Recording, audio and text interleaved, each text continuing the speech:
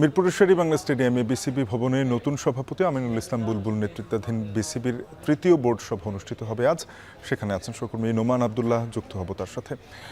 নোমান, আজকের বোর্ড সভায় আলোচনার বিষয়ে কি কি থাকতে পারে, কোনো গুরুত্বপূর্ণ সিদ্ধান্ত আসতে পারে কিনা জানাবেন।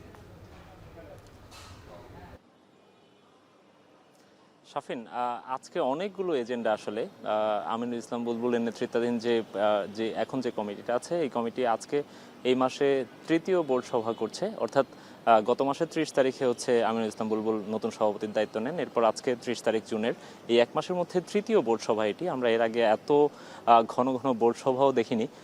আমিনুল ইসলাম বুলবুল এসেই জানিয়েছিলেন যে অল্প সময়ের জন্য যেহেতু তিনি এসেছেন, টি-20 ইনিংস তিনি খেলতে চান এবং সেটি আমরা তার সভার মাধ্যমে দেখতে পাচ্ছি। যদিও মাঠের ক্রিকেট কিংবা মাঠের বাইরে অন্যান্য ক্রিকেট নিয়ে যেসব আলাপ হচ্ছে, সেখানে আসলে তার প্রতিক্রিয়া খুব কম দেখা যাচ্ছে।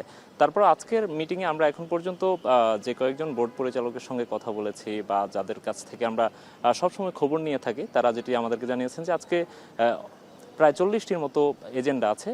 40টি বলতে আসলে 36টির মতো এজেন্ডা আছে। সেই এজেন্ডাগুলোতে গুরুত্বপূর্ণ যেসব ইস্যুগুলো নিয়ে কথা হবে সেগুলো একটু আমি আপনাকে জানাতে চাই। এর মধ্যে ক্যাপ্টেন্সির ইস্যুটা আছে। আপনি জানেন যে কদিন আগেই শ্রীলঙ্কার বিপক্ষে টেস্ট সিরিজ শেষে হচ্ছে বাংলাদেশের যিনি টেস্ট অধিনায়ক ছিলেন নাজমুল হোসেন শান্ত, তিনি পদত্যাগ করেছেন। এরপর সেখানে তার পরিবর্তে তার স্থলাভিষিক্ত কে হবেন সেটি নিয়ে আলাপ হবে। তবে আমরা একটা বিষয় যেটি জানতে পেরেছি যে বোর্ড সভায় যেহেতু আজকে ক্রিকেট অপারেশনসের চেয়ারম্যান নাজমুল আবেদিন ফাহিম নেই, সেহেতু মাঠের ক্রিকেট বা ক্রিকেটারদের সংশ্লিষ্ট বিষয়গুলো নিয়ে আলাপ হওয়ার সম্ভাবনা খুবই কম। তিনি এই মুহূর্তে শ্রীলঙ্কায় জাতীয় দলের সঙ্গে অবস্থান করছেন। সেই হিসেবে ক্যাপ্টেনের বিষয়টা নিয়ে আলোচনা হবে। নাজমুল হোসেন শান্ত কেন ক্যাপ্টেন্সি ছাড়লেন বা যে হুট করে 2 মাসের ব্যবধানে 3 ফরম্যাটে 3 ক্যাপ্টেনকে নিয়ে আসা হলো, তাদের এই প্রেক্ষাপটটা এবং এতে করে কি প্রভাব পড়তে পারে সেসব নিয়ে আলোচনা হবে বোর্ড মিটিংয়ে। কিন্তু টেস্ট ক্যাপ্টেন আজকে হয়তো চূড়ান্ত হতে পারেন, সেটির ঘোষণা আজকে না আসার সম্ভাবনা আছে। এছাড়া আরও বেশ কয়েকটি গুরুত্বপূর্ণ ইস্যু আছে। বিপিএলের ইস্যুটা আছে, কারণ আগামী বিপিএল কবে অনুষ্ঠিত হতে পারে, সেখানে কটা ফ্র্যাঞ্চাইজি খেলবে, নতুন কোনো ফ্র্যাঞ্চাইজি আসবে কিনা, কবে নাগাদ সেটির ড্রাফট অনুষ্ঠিত হতে পারে, কবে নাগাদ বিপিএল শুরু হতে পারে, সেসব বিষয়গুলো নিয়েও আলোচনা হবে।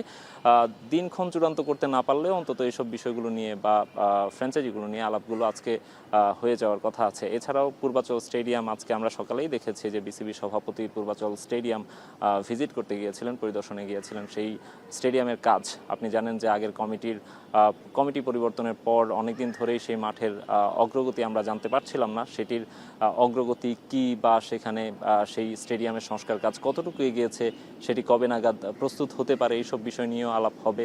বা এই স্টেডিয়ামের কাজ আবার কিভাবে শুরু করা যায়, সেসব বিষয়গুলো নিয়ে আজকের বোর্ড সভায় আলোচনা হবে। আরও একটা বিষয় গুরুত্বপূর্ণ আমার কাছে মনে হয়েছে, সেটি হচ্ছে যে কমিটিগুলো করা হয়েছে, ফারুক আহমেদ সবশেষ যিনি সভাপতি ছিলেন আমিনুল ইসলাম বুলবুলের আগে,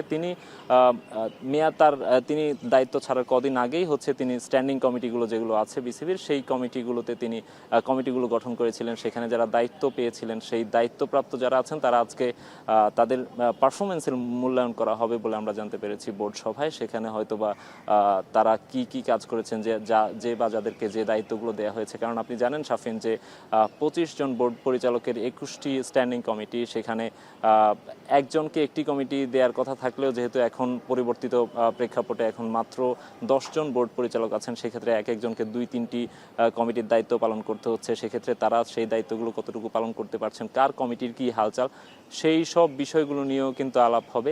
এছাড়াও ঘরোয়া ক্রিকেটে পারিশ্রমিক নিয়ে আলাপ হওয়ার কথা রয়েছে। আম্পায়ারদের উন্নয়ন নিয়ে কথা হবে। আম্পায়ারদের মান উন্নয়ন কীভাবে করা যায় সেসব নিয়ে আলাপ হবে।